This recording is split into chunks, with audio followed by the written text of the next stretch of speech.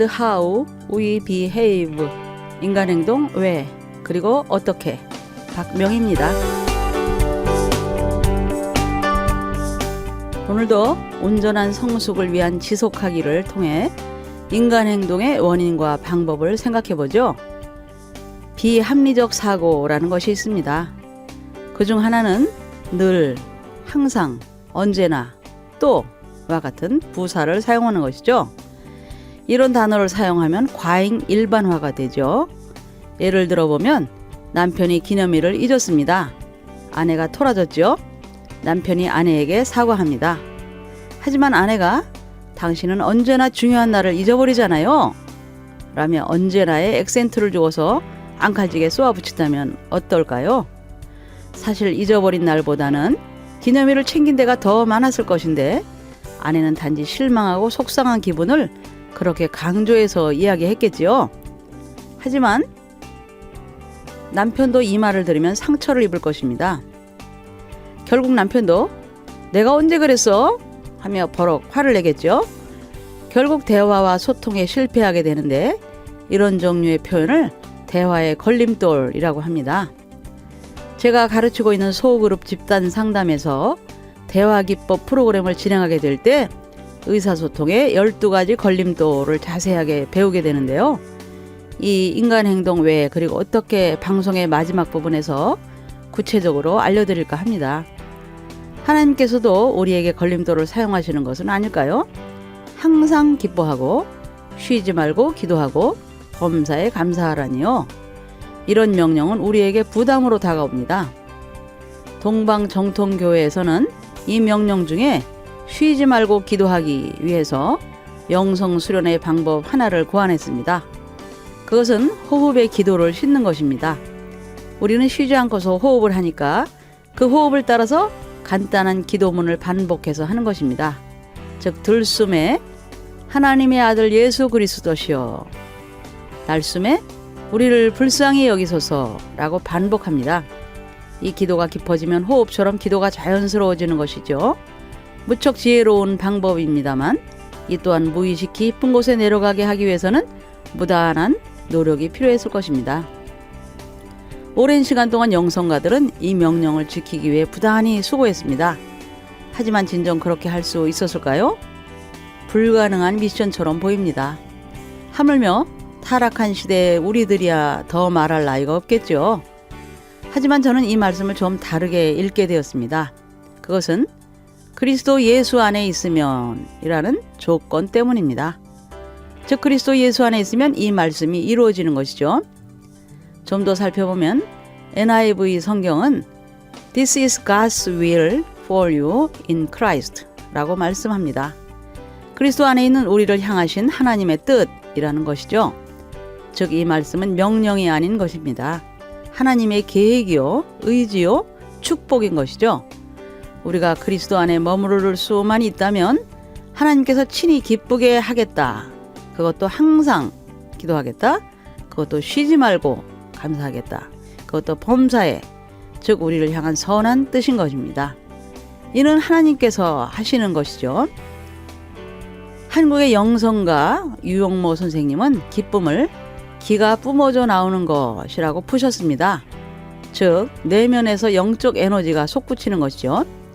그리스도 안에 거할 때 우리 배에서 생수의 강이 흘러나오는 것입니다. 우리에게는 중보자가 두 분이 계십니다.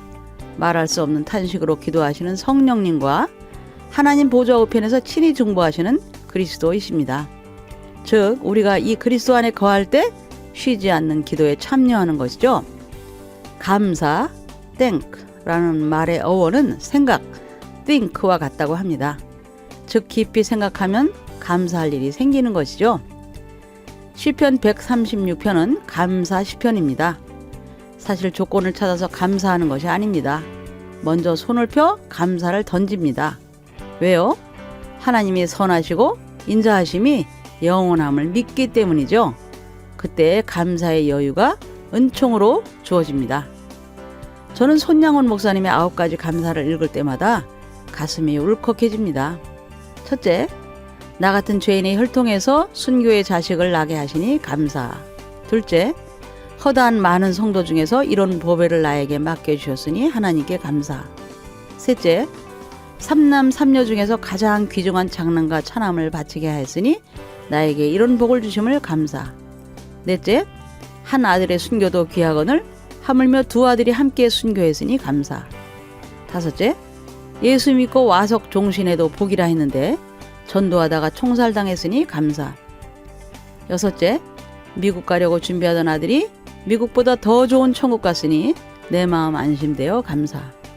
일곱째, 내 아들을 죽인 원수를 회개시켜 아들 삼고자 하는 사랑의 마음을 주신 하나님께 감사.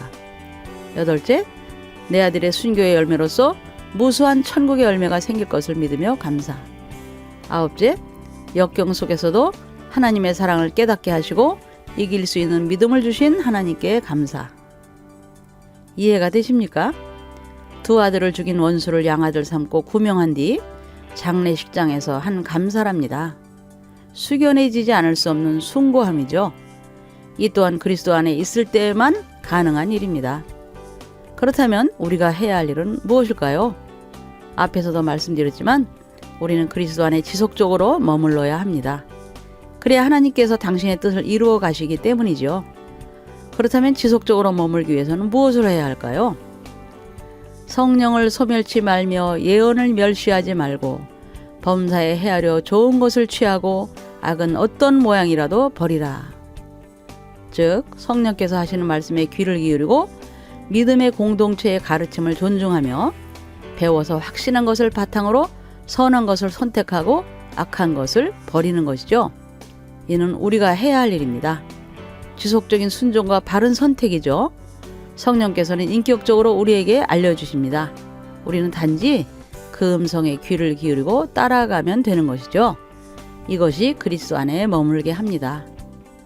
평강의 하나님이 친히 너희를 온전히 거룩하게 하시고 또 너희의 온 영과 혼과 몸이 우리 주 예수 그리스도께서 강림하실 때 흠없게 보존되기를 원하노라. 우리 하나님은 평강의 하나님이십니다. 우리를 답답하게 몰아세우지 않으시죠. 또한 거룩한 하나님이십니다. 우리를 온전하게 하시죠. 사도 바울은 이 하나님의 뜻 가운데 축복을 전합니다. 영과 혼과 몸이 흠없게 보존되기를 바랍니다. 이 말씀이 무척이나 중요한데 인간이 어떻게 구성되어 있는지를 알려주는 말씀이기 때문입니다.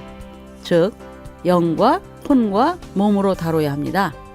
첫걸음에서 우리의 죄가 영적인 죄, 혼적인 죄, 육적인 죄로 되어 있다고 말씀드렸습니다. 따라서 그렇게 어그러지고 어긋난 우리 속에서 영적 회복, 혼적 회복, 그리고 육적 회복이 일어나야만 하는 것이죠. 이런 회복은 우리가 할 수 있는 종류의 것이 아니고 철저히 하나님만이 하실 수 있는 일이죠. 하나님은 우리 속에서 당신의 영을 불어넣어 주심으로 변화를 이끌어내십니다.